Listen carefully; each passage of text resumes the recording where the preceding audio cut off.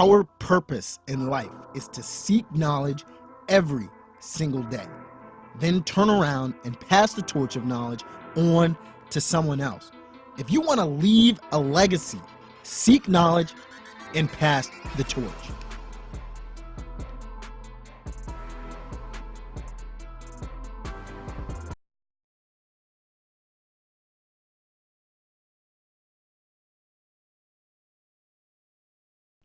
On today's episode of Pass the Torch podcast, we have Maribel Lara, who is currently a senior vice president at the Sasha Group, a VaynerX company, leading the company's consulting offering, which includes a growth share program called VaynerMentors.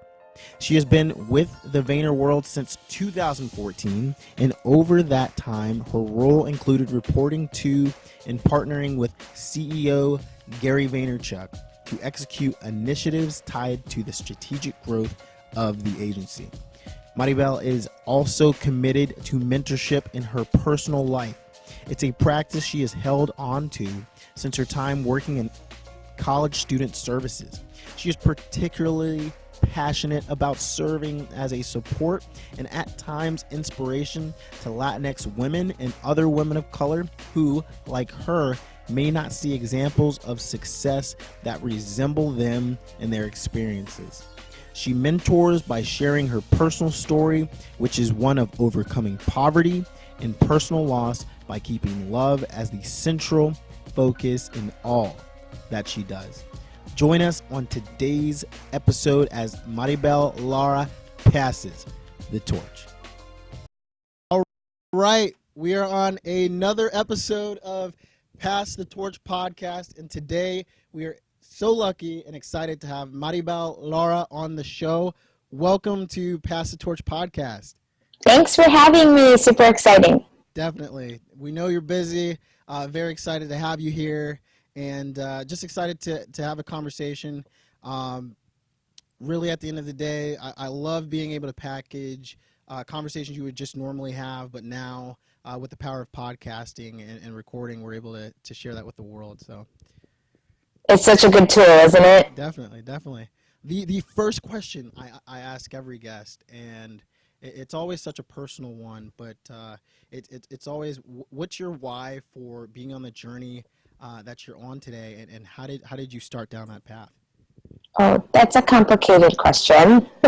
It actually started, I feel like my life has come 360. I started my career in education because I felt like the thing that I learned most in college was from the extracurricular activities, right? From the mentorships that I had in college activities. And I happened to meet somebody who was going back to school to get her master's in higher ed.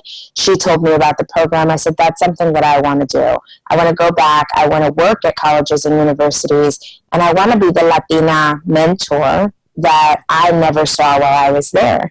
It's the God's honest truth to it. I worked in that field for about 8 years and absolutely adored it. I was moving up the ladder, and moving up the ladder actually meant moving further away from the thing that I loved most about education, and that was the one-to-one relationships with students. I was starting to spend most of my time in administrative meetings, and I started to lose the heart for it. So I was about to turn 30.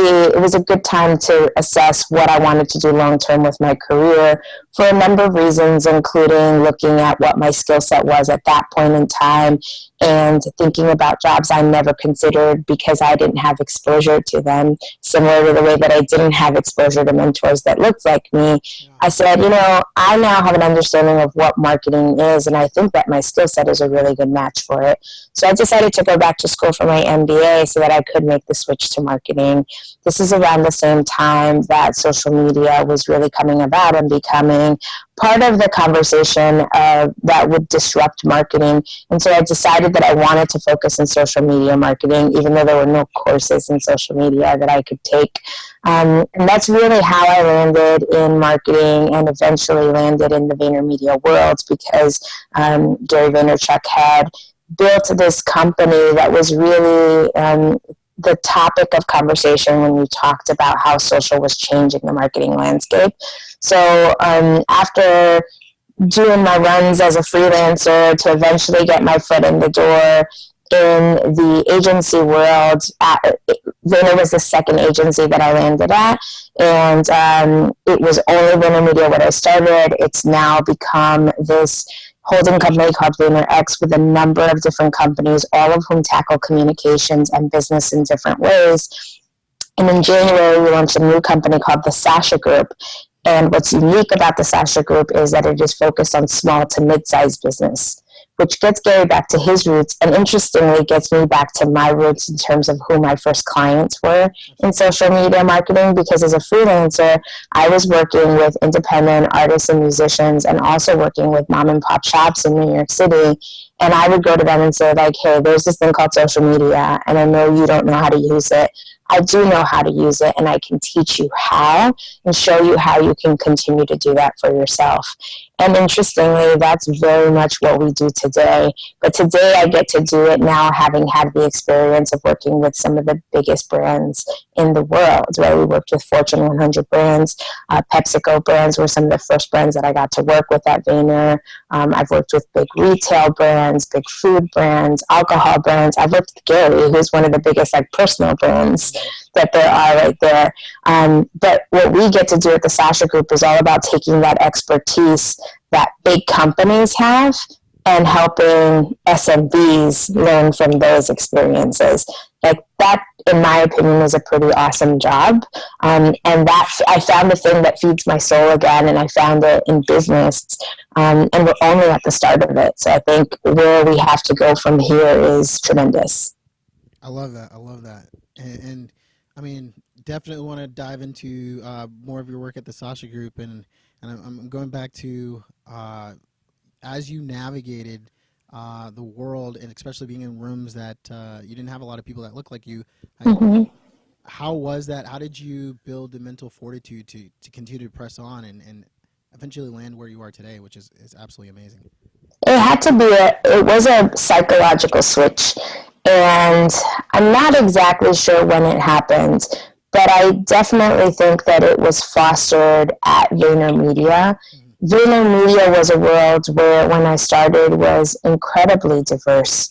It was actually the first place where I interviewed where I felt welcomed, despite the fact that I had a background that was not from marketing, right? Because every agency that I had interviewed with up until that point, and they were a lot, because I was looking for the right place to go.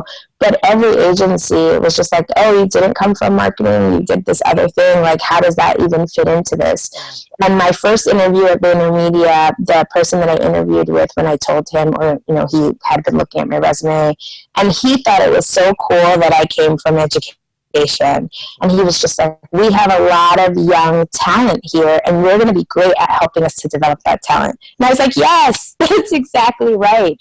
They were the first ones to get it, right? So it wasn't just the fact that I was Latina, but they looked at everything that was different about me as a value add to their company. So that said so much about them. And I think that was part of what also got me into the mindset of, I am of a generation and also making strides in an industry where if I am looking for the person that looks like me, I'm going to die never finding it. At some point, I need to just acknowledge that I have to be that person so that the younger Latinas behind me have me. And then there will be more of them, and every generation is better. So be the change you want to see in the world.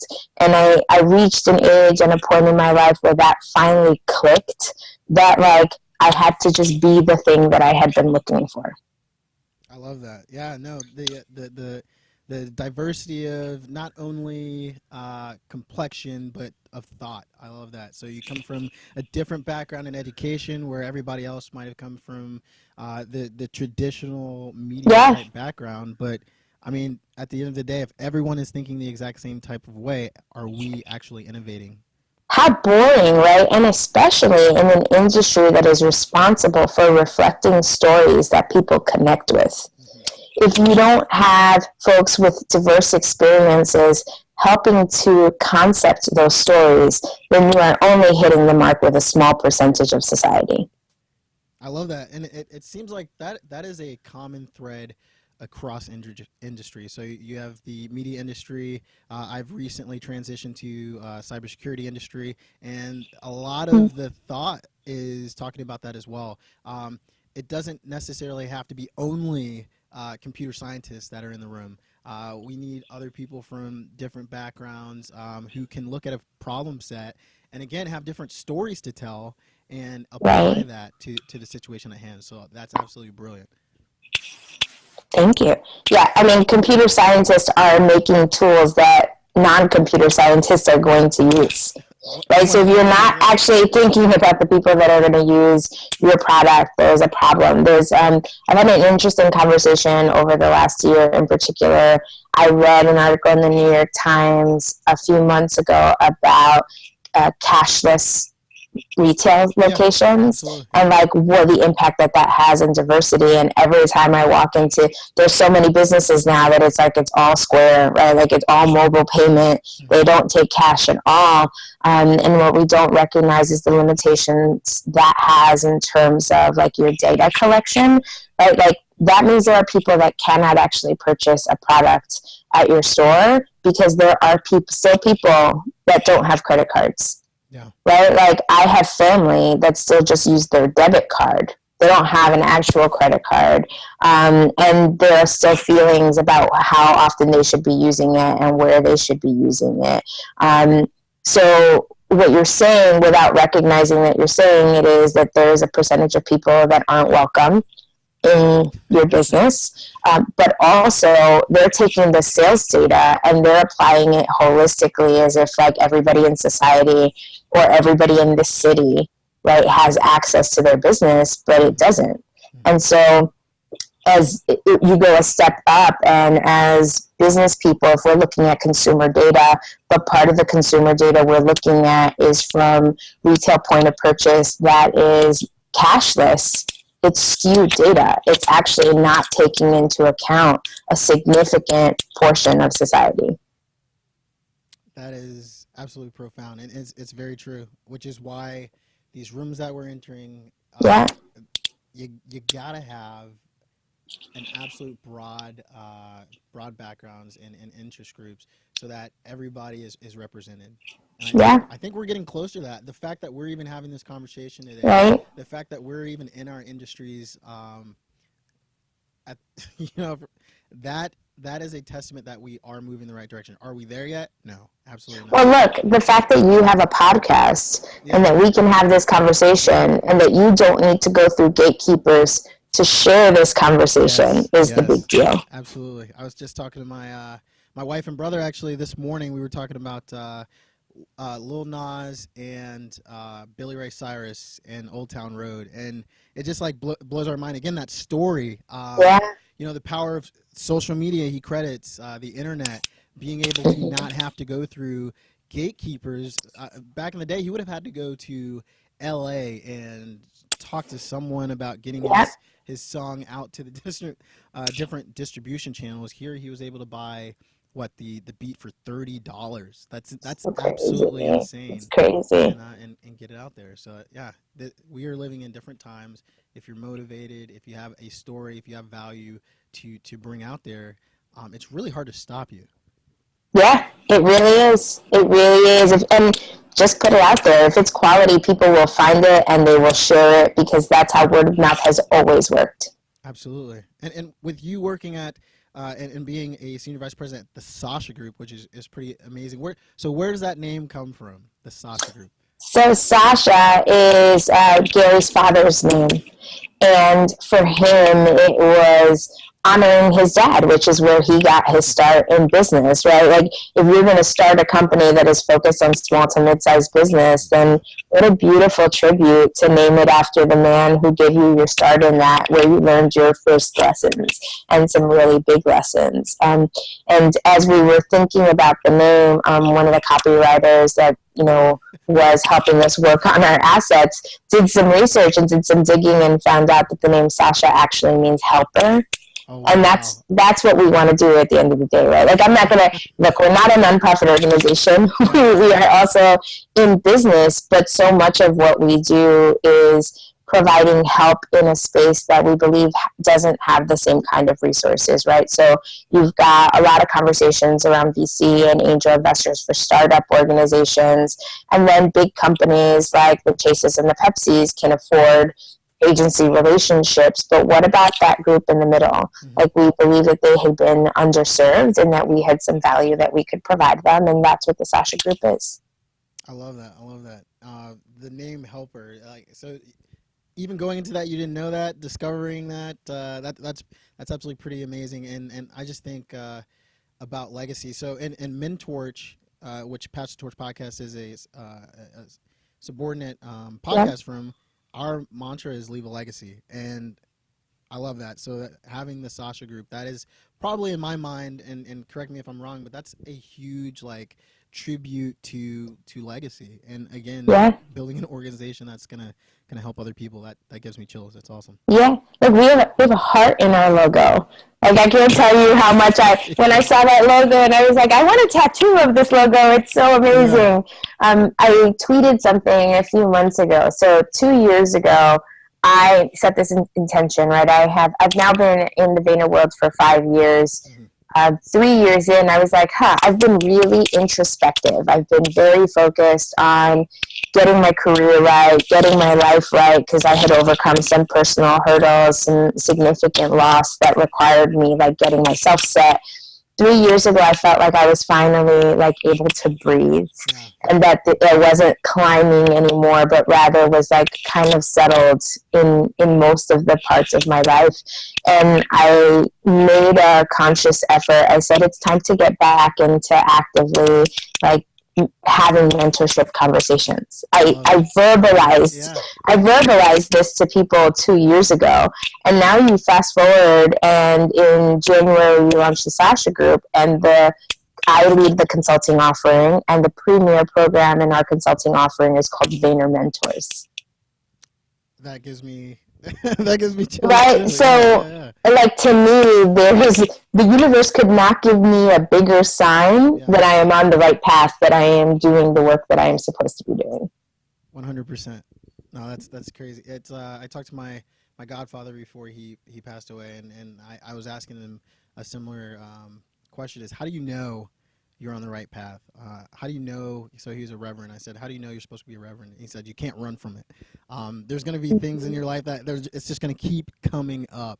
And for me, that was mentorship. That was this interacting with other people who are passionate about it as well, and being able to talk to people like you, Maribel, that are on this trajectory and care about not only forging their own path and blazing their own path, but like always looking back and say, okay, who else who wants to come with me? And that's super powerful. The fact that I can, be able to have a conversation with you. We're not in the same location. You're in New York. I'm in Maryland. That just blows my mind. And I'm watching what you're doing. I'm in the shadows, not in a creepy way, but like I'm absolutely rooting for everything you're doing. So that's awesome. Thank you. What's your favorite, or what project are you most excited about at the Sasha Group right now, if you're able to talk about it? Oh, so hard. Well, like I told you, we just kicked off a relationship with Bunker Labs, which is a non-for-profit organization that was built to support folks making the transition from the military into civilian life, and in particular, those with a passion or an interest in entrepreneurship. We could not have found a partner who would have been a better fit for us.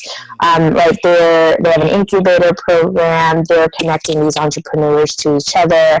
And one of the needs they have is something we can do quite well, and that is strengthening their social media presence so that they can augment the great work that they're doing. And so we are starting that relationship this summer, and we're going to be helping them out, getting their strategy into place and supporting them however we can support them, and also building a playbook for them, because they are expanding their chapters. And so we want to make sure that they have a resource that they can literally just hand to new chapters when they get started to get them up to speed on what the overarching social media strategy is, right? And then they're just answering, one-off questions rather than having to reinvent the wheel every single time they start a new chapter.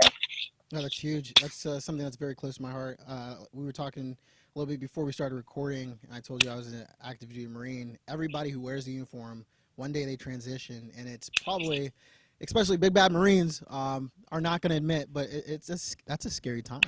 You don't know what the future holds, and entrepreneurship is not only transitioning, but if you're trying to partake in entrepreneurship, that's double scary because there's uncertainty, unlike any other type of endeavor that you're going to partake in. So. That being said, though, I think that folks with military experience have some of the key DNA that it takes to be successful in entrepreneurship. But I think they need what I needed to be able to make my transition, and that's somebody to help them understand how to position and understand their own transferable skills. And to me, that's what Bunker Labs does.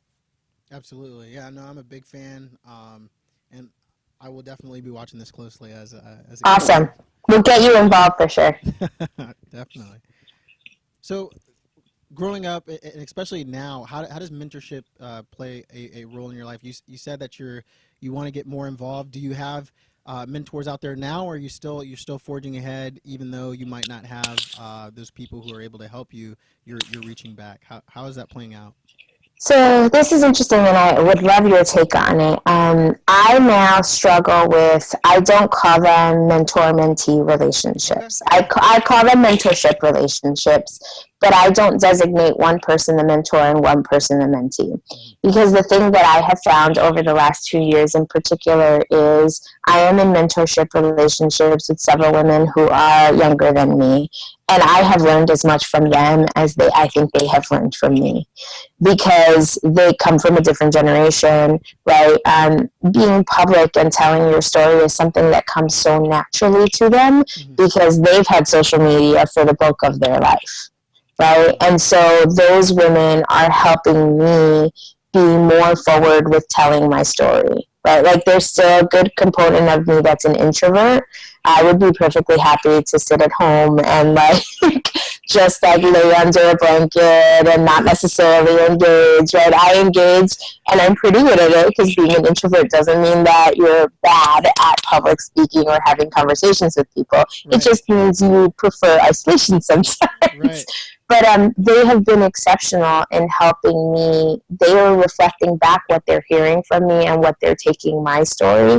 And that in turn helps me figure out what my narrative is and what my legacy is. And that is invaluable. They have also connected me to other phenomenal women, right? So I was interviewed for Women at Forbes column a couple of years ago now. Yeah. And the woman who conducted my interview, just in the prep for the interview, she and I connected profoundly because she had experienced the loss of parents as well. And so we just formed this bond. I call her my little sister, because really that's such a thing to connect with someone on, right? There are very few people that I have in my life who we connect on that. And she's one of those people. Over the course of the 2 years that we have known each other, she has in turn introduced me to some additional women who I'm so grateful to have in my life right now. There are these young women, sisters, who have a podcast called Millennial Women, and they are building a media platform, right? And where I see them going in the next 10, 20, 30 years, I feel blessed that I've met them at this stage of their journey and can give them any guidance whatsoever. I met a woman in LA who also now has a podcast, called The Finest Hour, and she took a chance on me, and she was just I love your story, I connect with your story, you need to be out telling your story, come and speak at this event that I can get you on. And I was like, that's amazing, thank you.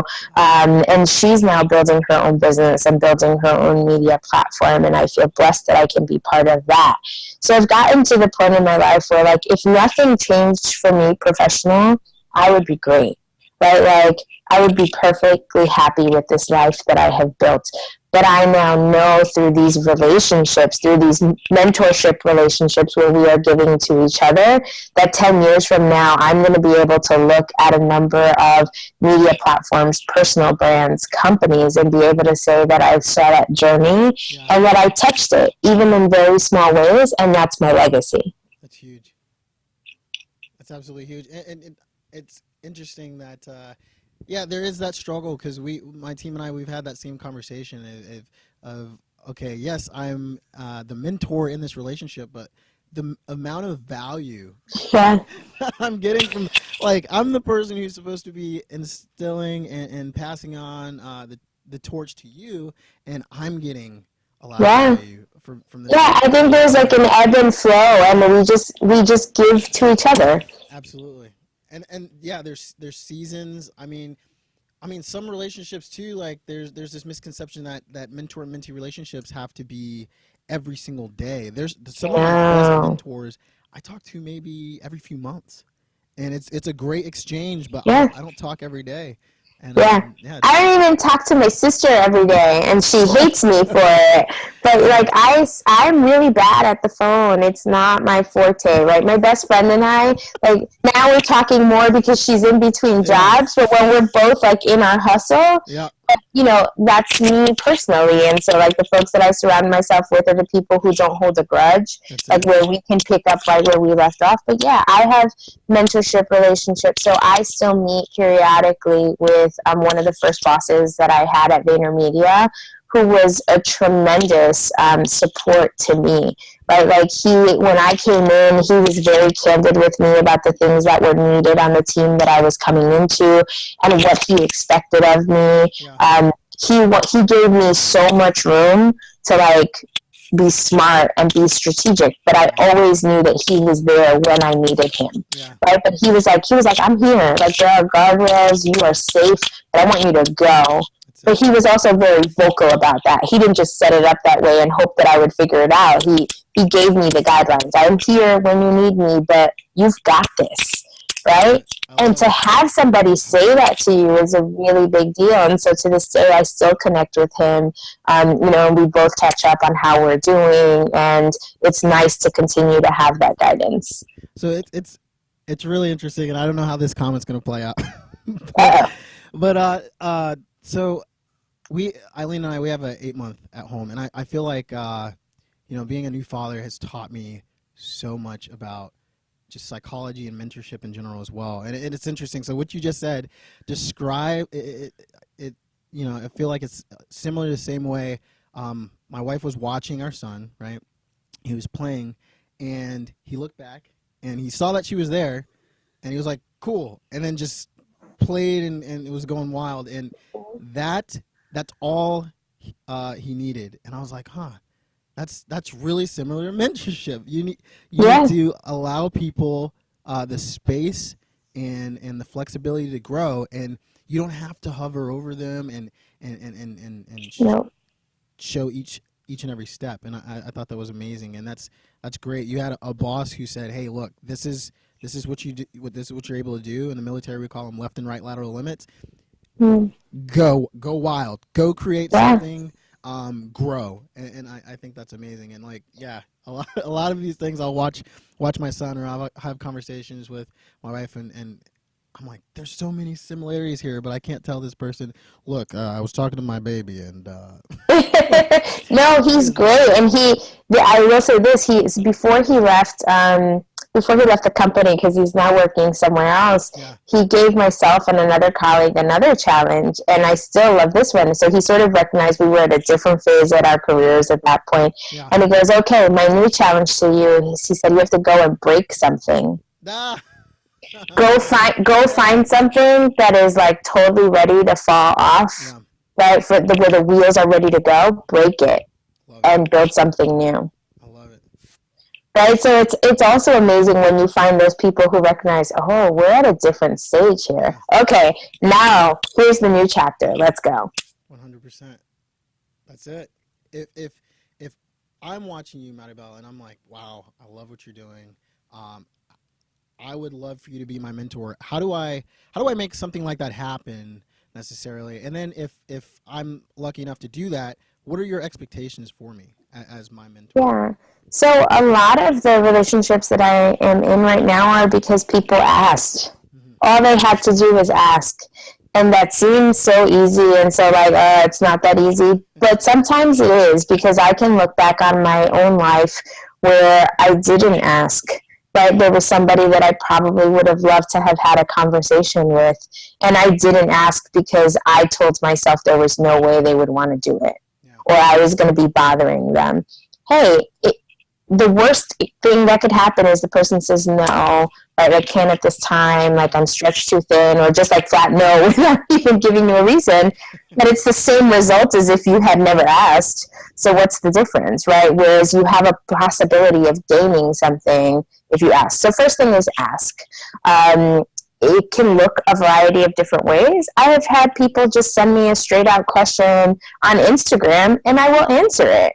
Right? Like if you ask me a question, I'll answer it. Like Yeah. I don't have millions of followers. I don't have millions of direct messages coming my way where I don't see what comes in. I see what comes in. And if I have an answer to it, I will give you an answer. If I don't, I'll acknowledge your question and say like, hey, like that's not really in my wheelhouse, so I don't have that answer right now. Yeah. Sometimes it's a phone call. I've done 15-minute phone calls with people. I get on chats with people. I have some folks who are on my calendar recurring on a monthly basis. Sometimes it's a quarterly basis, but I can't meet with everyone in the same capacity. So clearly the folks that I've been in relationships with the longest get to see me on a more regular cadence. But sometimes what started as a 30-minute check-in every 3 months, like maybe we're onto something and you're building something and I'm excited about that and they turn into more regular phone calls. Yeah, it can look a variety of ways. The things that I ask about folks that I'm in these relationships right now is don't be afraid to pester me. Mm-hmm. I have a lot of emails that come into my inbox. I am getting older and my memory is not as great as a result of it. And so I actually tell people, I'm like, listen, I am going to try to get you this thing by Friday. But if you don't hear from me, it is very possible that I forgot. And that is not a reflection of its importance to me. It just means I had a lot get on my plate and it left my head. And so I need you to remind me. Yeah. Please do not feel bad about reminding me. I am asking you to remind me, and you should not feel like you are hounding me. It is what I need. A tool that has been really important to me is Calendly. Yeah. So I now am being super religious about carving out time to do work in addition to carving out time for meetings. But my being religious with that also means that I can give somebody a link and say, set up 30 minutes with me or set up 15 minutes with me and let them take that off my plate because it'll take me forever to get to it.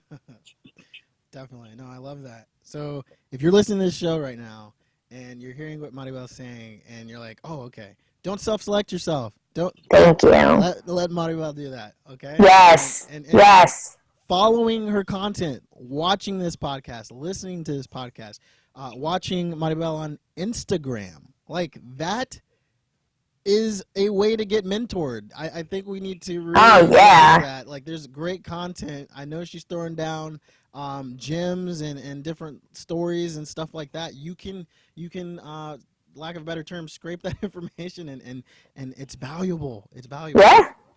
Super valuable.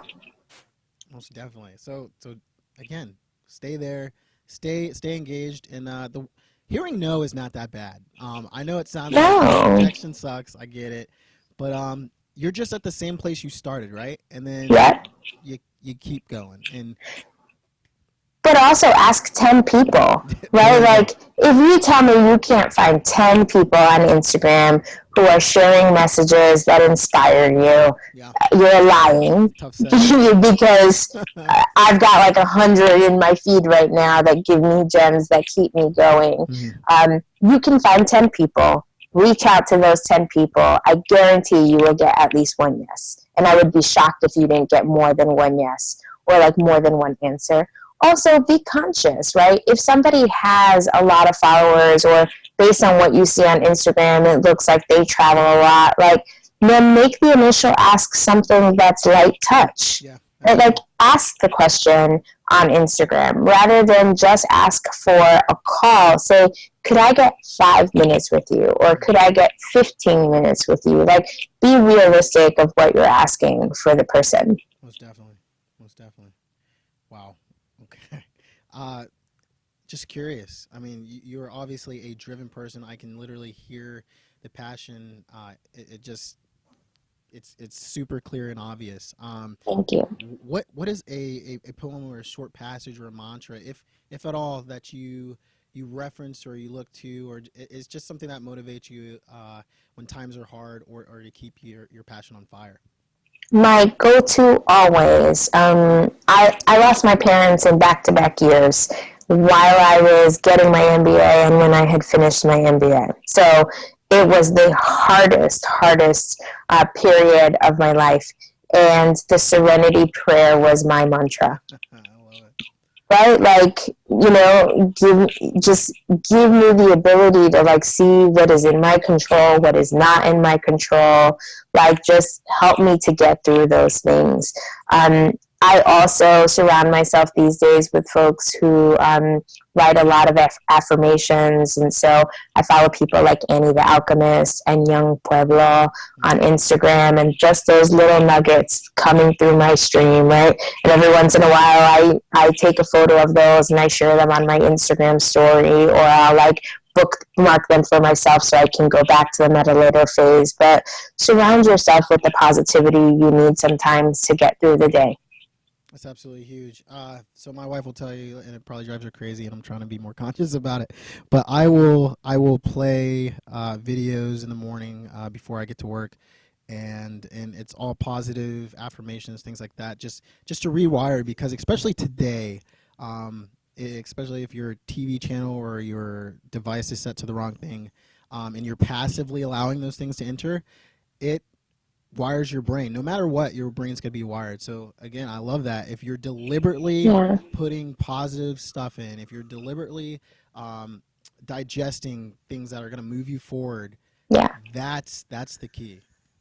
And know the things that give you the energy that you need, right? Like, I'm a big hugger. My husband, thankfully, is also a big hugger. I have written into my vows, so you cannot see them, but on this wall over here, my husband and I printed our vows, and we have them up there.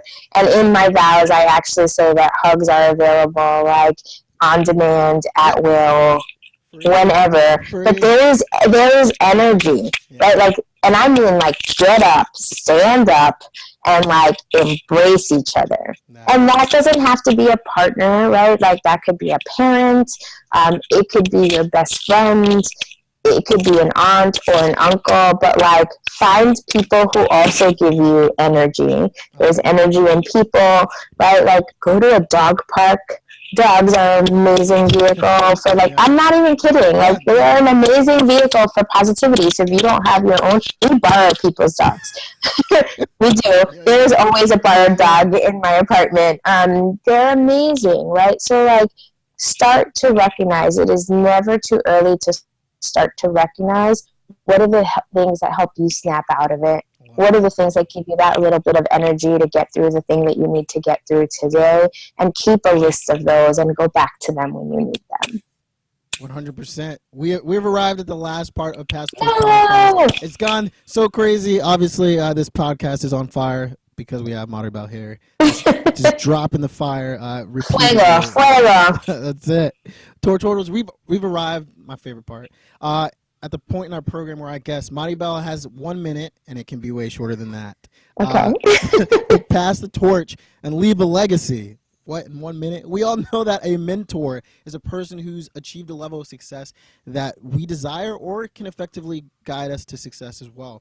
Based on the success you might have achieved at this point in your life, if you could pass a torch and leave a legacy message to your former self or anyone in a similar situation, how would you pass the torch in 1 hot minute?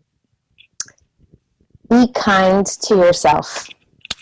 right? So these things that we just talked about in terms of having a list of the things that lift your spirit and the things that motivate you, and surrounding yourself with the positivity.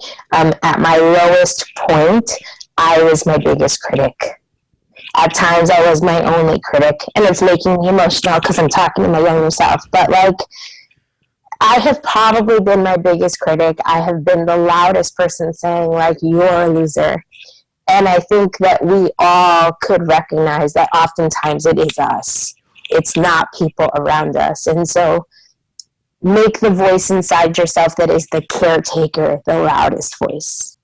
And honor that person, right? For me, it's honor her, make space for her, make her the one that you carry with you. Be kind to yourself. I love it. I love it. I love it. Maribel, how do we find you? Where's the best place to find you?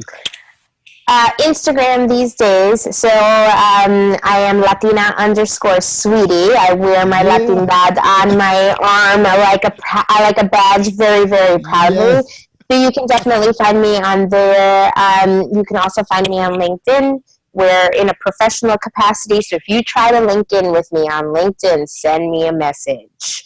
Because otherwise, how do I know why we should be connecting? If you don't have a reason yet, then just follow me, because you can follow me without being in my network. So go ahead and do that if you want to know what I'm doing professionally. Boom. There we go. A action-packed, fire-filled episode of Pass the Torch podcast with Maribel Lara as SVP at the Sasha Group. Make sure you're watching the Sasha Group. Make sure you're watching VaynerMentors and the amazing things that they're going to be doing. Please. It's absolutely going to be phenomenal. And I have chills right now just being able to talk to you. Super excited. We were talking about energy. I've been stealing your energy during this show. It's phenomenal. I'm super excited to just continue to root for you and follow your journey. Thank you. Well, thank you for the time, for sharing your platform. I moved from our conversation because it's something I'm passionate about. So thank you for doing what you do and leading the conversations that you do. Always. This has been Maribel Lara and Levante Santos, and we are reminding you to seek knowledge, pass the torch, leave a legacy. Boom! That's awesome. Wow. You made me cry. Hey everybody, it's your host of Pass the Torch podcast, Levante Santos. And when I'm not hosting episodes with amazing interview guests, I am also the founder and CEO of Mentorch Incorporated, which is a social network with the mission to optimize human potential by connecting mentors and mentees and reaching your goals. And what's very exciting is we've been on a long road with Mentorch. We have been making sure that we can get great content while we've been building, and we are at the point where, especially if you've been following us or if you've just found us, we have the ability for you, one, to sign up on our email list at www.mentorch.app. That's www.mentorch.app. You can go on there. It says become a torch holder. You sign up with your email address, first name, last name, boom. Let us know if you want to be a mentor, a mentee, or even both.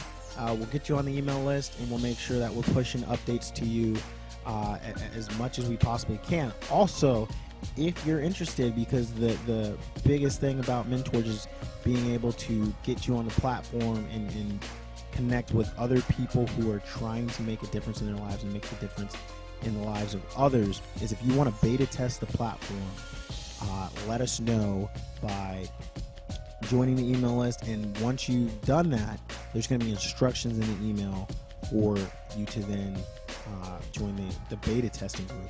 And then we're going to make sure that you are incorporated with us. You're going to give us early feedback. You are going to be one of the first users of Mentorch, and that's pretty cool. I'm excited about it. If that's something that interests you, again, www.mentorch.app. Follow the instructions for beta testing, and we will get you to be one of the first users who seeks knowledge and passes the torch on the actual social network. All right. I hope everybody's having a great week. Talk to you soon. And until next time, seek knowledge and pass the torch.